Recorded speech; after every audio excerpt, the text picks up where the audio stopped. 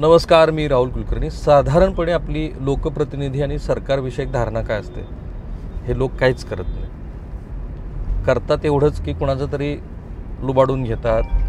सरकार कायम हे विरोधात असतं आणि ते सरकार अशी धोरणं राबवतं की ज्यामुळं लोकांचं काही हित होत नाही. माझं असं अजिबात मत नाही आहे. मी विधानसभेची अनेक अधिवेशनं कव्हर केली आहेत आणि तुम्हाला खरोखर सांगतो की आपण ज्यांना एरवी खूप नावं ठेवतो असे आमदार हे अत्यंत महत्त्वाचे असे प्रश्नोत्तराच्या तासामध्ये उपस्थित करतात. अनेक जण तर आपल्या मतदारसंघाच्या बाहेरचे पण राज्याच्या व्यापक हिताचे प्रश्न उपस्थित करतात. याचा अर्थ सगळं आलबेलं आहे असं मानायचं काही कारण नाही. तिथेही शेवटी आधी स्वार्थ आणि नंतर परमार्थ असू शकतो. पण महाराष्ट्र विधिमंडळ असू दे किंवा केंद्र सरकार असू दे, कोणत्याही विचाराचं असू दे, शेवटी त्यांना मतं घ्यायची आहेत.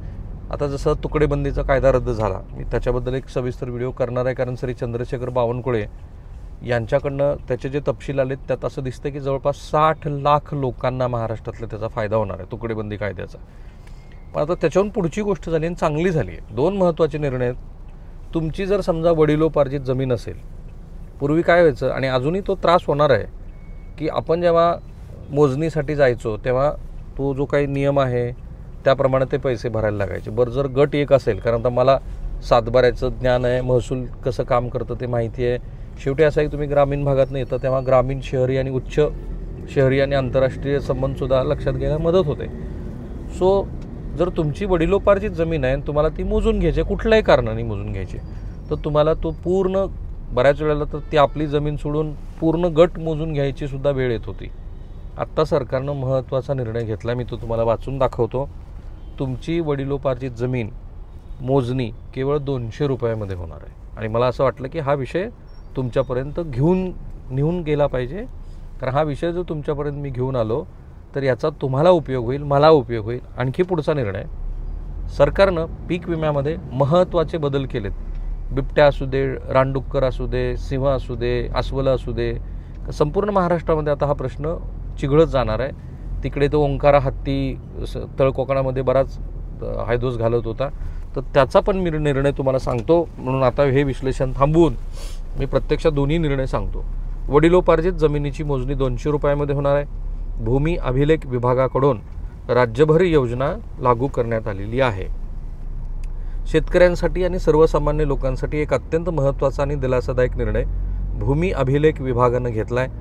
कुटुंबातील वडिलोपार्जित जमिनीच्या हिश्श्याची मोजणी करण्यासाठी आता प्रत्येक पोट हिश्श्यासाठी केवळ 200 रुपये इतकंच माफक शुल्क आकारलं जाणार आहे. या निर्णयामुळं नोंदणीकृत वाटणीपत्राच्या आधारे जमिनीचे विभाजन करून शेतकऱ्यांना, ज्यांना कोणाला आपला हिस्सा घ्यायचा आहे, त्यांच्यासाठी मोठा हा आर्थिक भार कमी झाला आहे. यापूर्वी वडिलोपार्जित जमिनीच्या मोजणीसाठी प्रति हिस्सा 1 ते 14,000 रुपयापर्यंतचं शुल्क तुम्हाला भरावं लागत होतं. त्यामुळं शेतकऱ्यावरती मोठा ताण येत होता. तो आता प्रति पोट हिस्सा 200 रुपये एवढाच निश्चित करण्यात आला आहे. आणि चांगली बाब, ही योजना भूमी अभिलेख विभागाकडून संपूर्ण राज्यामध्ये लागू करण्यात आलेली आहे. तसं पत्र जमावबंदी आयुक्त डॉक्टर सुहास दिवसे यांनी काढलं. भूमी अभिलेख विभागाच्या महाभूमी अभिलेख या संकेतस्थळावर एकत्र कुटुंब पोट हिस्सा मोजणी प्रकार ई मोजणी व्हर्जन 2.0 या संगणक प्रणालीत त्याचा समावेश आहे. आता मोजणीसाठी आवश्यक बाबी, अर्ज करताना वाटणीपत्र तहसीलदार यांच्या परवानगीनं अथवा रजिस्टर केलेलं असावं. अर्जासोबत ते जोडल्यानंतर भूमी अभिलेख विभागाच्या मुख्य कार्यालयातील सहाय्यक अधिकारी त्याची तपासणी करतील. सिटी सर्व्हेला देखील ही योजना लागू असणार आहे. आता याचा कायदेशीर आधार काय? अनेकदा, म्हणजे याचा तुम्हाला फायदा काय कायदेशीर वेगळ्या कारणासाठी, अनेकदा वडिलोपार्जित जमिनीचे कागदोपत्री वाटप केले जाते, त्याला कायदेशीर आधार प्राप्त होत नाही. भविष्यात त्यावरून वाद सुरू होतात. ते कमी करण्यासाठी ही योजना लागू करण्यात आलेली आहे. चांगली गोष्ट आहे. म्हणजे मी म्हटलं ना तुम्हाला की सरकार हे नेहमीच आपल्या सामान्यांच्या हिताचा विचार करत असतं आणि त्याप्रमाणे ते होत असतं. आता वन्य प्राणी नुकसानीच्या पीक विम्यात समावेश, ही पण अत्यंत महत्त्वाची, कारण आत्ताच मी बिबट्यांचा हे सगळे 4-5 दिवस आम्ही एक्सटेन्सिव्हली त्याचं कव्हरेज केलं, कारण मला असं वाटलं की लोकांना त्याची गरज आहे. आणि आम्ही पहिल्या दिवशी गेलो तेव्हा लोकांनी जाम शिवाई घातल्या. मी याला फार प्रतिवाद का करत नाही, कारण असं आहे की त्यांच्या भावना मला लक्षात येतात. त्यांचं एक वेळेला मी समजू शकतो एका मर्यादेपर्यंत की त्यांच्या भावनेत प्रशासन आपली दखल घेत नाही, आपल्याला हवा तो हव्या तशा पद्धतीचा निर्णय होत नाही, म्हणून लोक चिडतात. आणि मग समोर कोण असतं तर हल्ली माध्यमातल्या लोकांना शिव्या घालणं फार सोपं झालेलं आहे आणि त्याप्रमाणे ते करतात. आणि तसं मग तिथे झालं. तुम्ही खूप लोकांनी त्याला, ज्या कोणी गावकऱ्यांनी आम्हाला थोडासा अयोग्य शब्दाचा वापर केला होता त्यांनाही तुम्ही खूप झापलं, थँक्यू सो मच. पण मी त्यांच्या भावना समजून घेतल्या आणि त्यामुळे आम्ही प्रतिवाद केला नाही. आता बिबट्यावरून विषय निघाला आहे म्हणून केंद्र सरकारनं पीक विम्यामध्ये एक महत्त्वाचा निर्णय घेतला आहे. वन्य प्राण्याकडून होणाऱ्या पीक नुकसानीचा समावेश आता पंतप्रधान पीक विमा योजनेत होणार आहे. खरीप हंगाम, पुढचाच खरीप हंगाम 2026 पासून ही भरपाई देण्याचा निर्णय केंद्र सरकारनं मंगळवारी घेतला. तसंच पूर आणि अतिवृष्टीमुळं भात पिकाचं नुकसान झाल्यास त्याची सुद्धा नुकसान भरपाई मिळणार आहे. यापूर्वी ह्या दोन्ही गोष्टी मिळत नव्हत्या. केंद्र सरकारनं तंत्रज्ञानाचा वापर करून दावे वेळेत निकाली काढली जाणार असल्याचंही स्पष्ट केलं. चांगली गोष्ट आहे, तिथंच खरी अडचण आहे. वन्य प्राण्यामुळे होणाऱ्या नुकसानीच्या वाढत्या घटनांचा विचार करून केंद्रीय कृषी विभागानं पंतप्रधान पीक विम्यातील सुधारणासाठी एक तज्ज्ञाची समिती नियुक्त केली होती. समितीच्या शिफारशीनुसार सुधारित पीक विमा योजना 2026 खरीप हंगामापासून लागू करण्यास केंद्रीय कृषी मंत्री शिवराजसिंह चौहान यांनी मंजुरी दिली आहे. मला ना केंद्रीय पातळीवरती जे 3-4 केंद्रीय मंत्री आश्वासक वाटतात त्यापैकी एक श्री शिवराजसिंह चौहान आहेत. He is a gem. मुख्यमंत्री म्हणून तर त्या माणसानं फारच उत्तम काम केलं. मी मध्य प्रदेश आढवा उभा फिरलो आहे. मी 2.5 वर्ष मध्य प्रदेशमध्ये राहिला होतो. सागर, बिना, भोपाळ हा सगळा भाग मी बघितला आहे. महार रेजिमेंट आहे सागरला. मऊला डॉक्टर बाबासाहेब आंबेडकर यांचं जन्मस्थळ आहे. आणि मध्य प्रदेशमध्ये जबलपूर घ्या, ग्वालियर घ्या. जसा मी गुजरातमध्ये 1-2 वर्ष राहिलो आणि गुजरातमध्ये मला अहमदाबाद वगैरे भाग किंवा गुजरातपासून म्हणजे संपूर्ण सौराष्ट्र, कच्छ वगैरे प्रांत, तसा मध्य प्रदेश किंवा कर्नाटकमध्ये. तर ह्या राज्यामध्ये ना एक गोष्ट कॉमन आहे आणि ती आहे तिथली फर्टाईल लँड. जर चांगला राज्यकर्ता असेल ते काय करू शकतो ते शिवराजसिंह चौहान यांनी दाखवून दिलं. Has done a fabulous job. मध्य प्रदेशमध्ये त्यांनी कृषीचा विकास फार चांगला केला.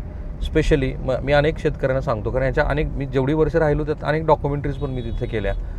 तर मध्य प्रदेशमध्ये सोयाबीन संदर्भामध्ये जी क्रांती घडली, so all credit goes to तिथे मला वाटतं देवासमधनं तो देवास पॅटर्न आला आणि त्या देवास पॅटर्नमुळं वढ्याला वेगळ्या पद्धतीनं वळवून शेतामध्ये पाणी आणून सोयाबीनची एक मोठ्या प्रकारची क्रांती तिथल्या शेतकऱ्यांनी केली. आणि तुम्हाला आश्चर्य वाटेल की आज जे महाराष्ट्रामध्ये FCP, FPO वगैरे सुरू आहे त्याचं मूळ मध्य प्रदेशात आहे. So all credit goes to Shivraj Singh Chouhan. आणि या माणसानं एक चांगला निर्णय घेतला असं माझं मत आहे. आता काय झालं आहे तर ह्या समितीच्या शिफारशीनुसार पीक विमा योजना 2026 खरीप हंगामापासून लागू करण्यास केंद्रीय कृषी मंत्री शिवराजसिंह चौहान यांनी मंजुरी दिली.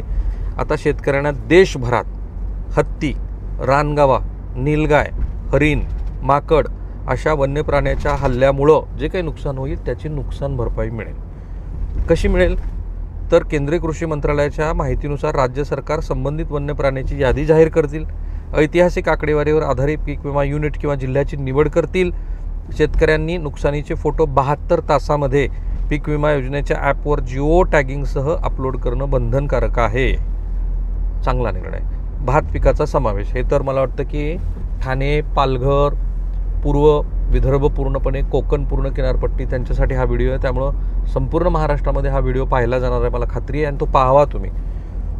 केंद्र सरकारनं भात पिकाला पूर वा अतिवृष्टीचा फटका बसल्यास पीक विमा योजनेतून संरक्षण देण्याचा निर्णय घेतला आहे.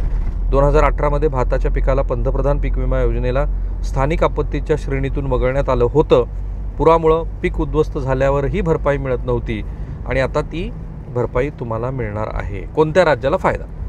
या निर्णयाचा फायदा ओडिशा, छत्तीसगड, झारखंड, मध्य प्रदेश, महाराष्ट्र, कर्नाटक, केरळ, तामिळनाडू, उत्तराखंड अशा मानवी म्हणजे ह्युमन अँड या ॲनिमलमध्ये जो कॉन्फ्लिक्ट सुरू आहे, जिथं मनुष्य आणि वन्यजीवामध्ये जो संघर्ष सुरू आहे त्या राज्यांना मिळणार आहे.